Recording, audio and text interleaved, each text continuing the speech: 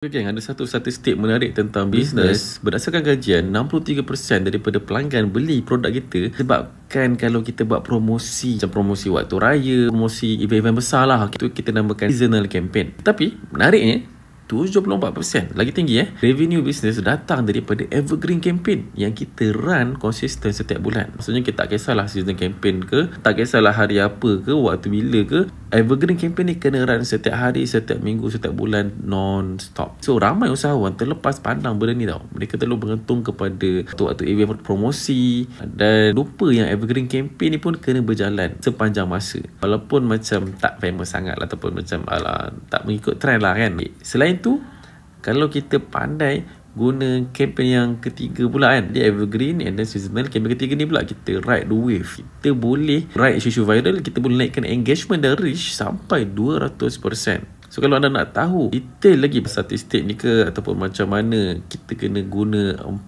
layer of marketing campaign ni dalam bisnes anda, pergi je dekat link dekat bio. Saya share secara dalam dan deep berserta dengan contoh-contoh sekali. Seperti biasa, kalau anda nak belajar tentang marketing dengan bisnes, pergi je dekat farabi.my dan subscribe.